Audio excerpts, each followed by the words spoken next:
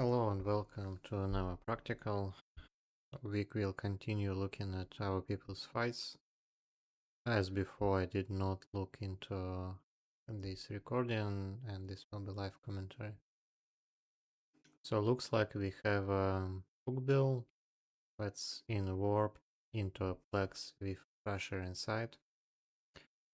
These fights quite difficult for Hookbill with a tracking disruptor. Let's look at the initial ranges.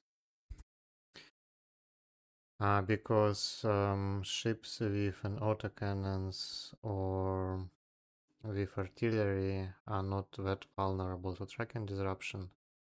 In general, the most vulnerable ships for tracking disruptions are Triglavian, or disintegrator weapons. When you have energy weapons, or lasers and beams, the second most vulnerable. When you have hybrid weapons, so rails and blasters, and when the least vulnerable are autocannons and artillery. Because we have a lot of fall off, and even though you get some value from tracking disrupting them, it's not as much as for many other weapon types. And your tank in this fit is really paper thin, so you kind of need to mitigate the majority of incoming damage. Okay, so and here we have a Thrasher that sits 25 kilometers away, which most likely means that this is an artillery Thrasher. It's better to check, of course. Now you on the warping you have vulnerability, so you can just look at the Thrasher and see if it's an autocannon or artillery. Let's see if okay, we are not checking, we are just assuming. And if it's an artillery Thrasher, let's assume it's an artillery Thrasher, because it really makes no sense for an autocannon Thrasher to be 25 kilometers away.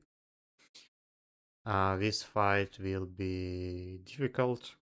Well, firstly, because you need to burn 20 kilometers to the Thrasher to apply webs, and your transversal will be quite low, so he will apply fine. And even if you manage to get all the tackle on, it's quite unlikely that you will actually break tracking against a properly fitted artillery Thrasher, because there are only two main artillery Thrasher fits, and both of them are essentially sick tanking proof. So one is the debug Thrasher, this is not one of them for sure, with double webs and 280mm. And the second one is Tenement Thrasher, which could be this one. But generally Tenement Thrashers should sit a bit closer because we would like to web kite. But let's see. In any case, by the way, my point is, since you either face double webs or Tenement in the majority of situations, you are just not gonna break tracking for this ship.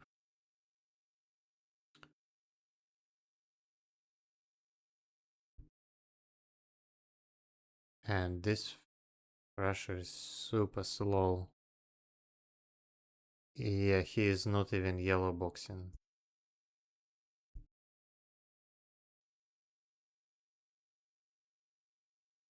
Okay, so only now he starts shooting.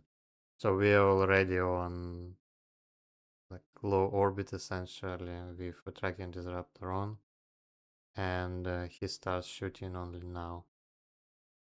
This is very slow. And okay, let's pause.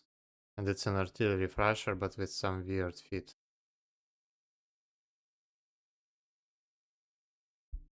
Yeah, you can see that it's Tech 1 fit.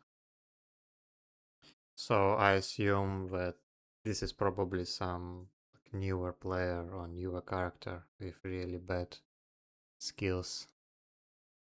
Otherwise, I don't really see how is all of this possible.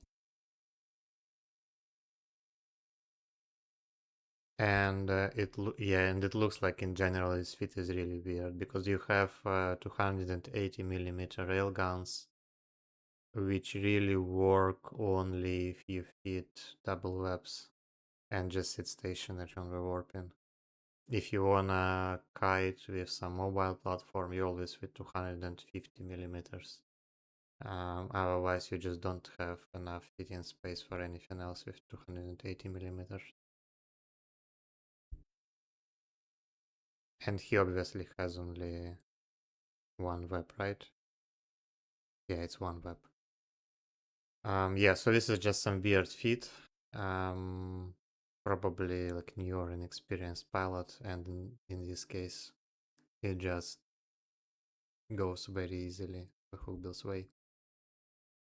Yeah, it doesn't. This fight does not really show you how difficult these fights against artillery thrashers out of positions really are. They are quite difficult, and you need to manually pilot, try to maximize the transversal, and it's quite difficult. Here it was like we just burn at 45-degree angle when we click out of orbit and we win. But in reality, it's quite a bit more tricky. Okay, I think we have time to look at one more fight.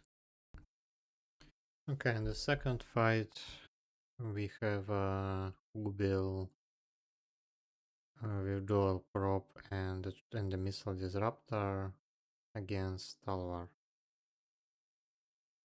Okay, so let's talk about this matchup for a second.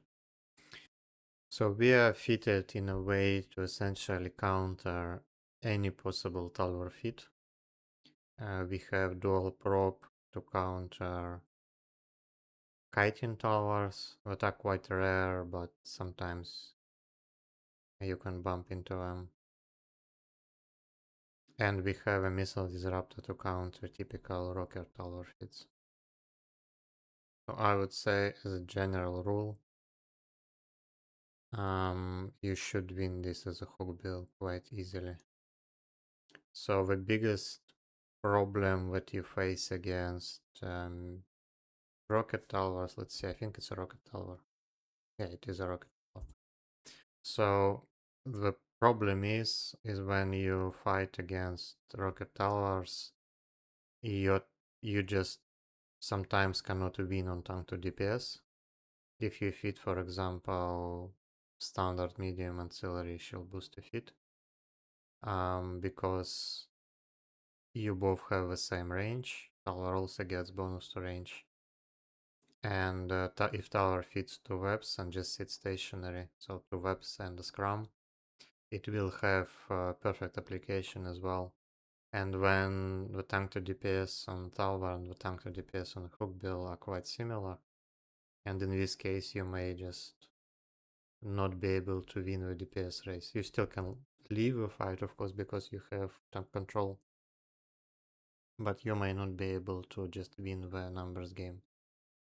But if you have a tracking disruptor or missile disruptor in this case, you will force Talwar to use Navy missiles, not Rage missiles.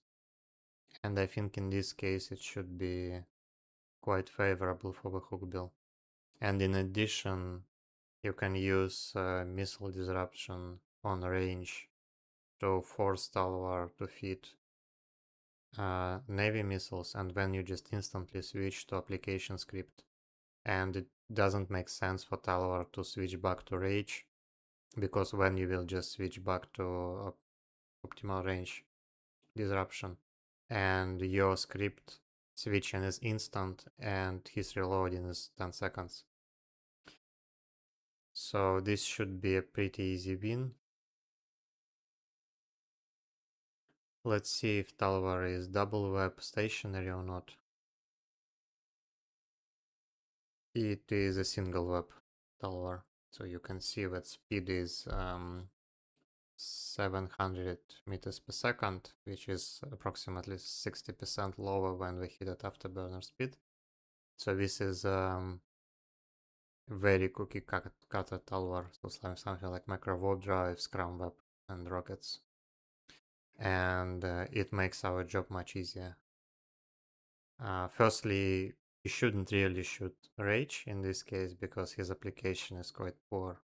He should he, sh- he should use Navy missiles in the first place.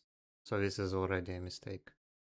And now we disrupt him on range, so he will do no damage to us at all until he switches to Navy missiles. I think keeping range here is not the right play, because you can still mitigate by moving. Of course here we take no damage because his missile disrupted and he still shoots rage at us. And he doesn't switch at all, right?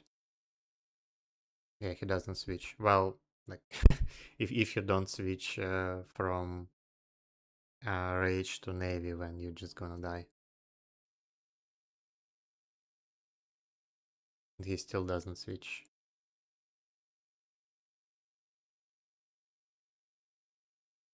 And he still doesn't switch. Okay, this is just an execution essentially. Yeah, this is one of the reasons why you should record your fights as a Talwar pilot. Maybe you get tunnel visioned as like a newer, less experienced pilot, and you don't pay attention to these mechanics.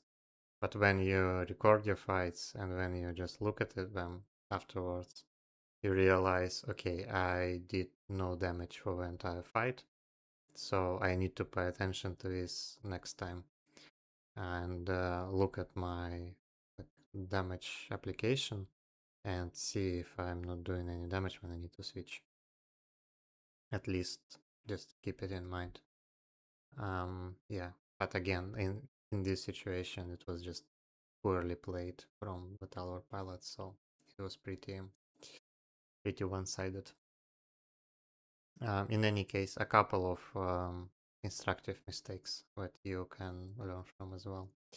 So I hope you found it useful, and I see you in the next practicals.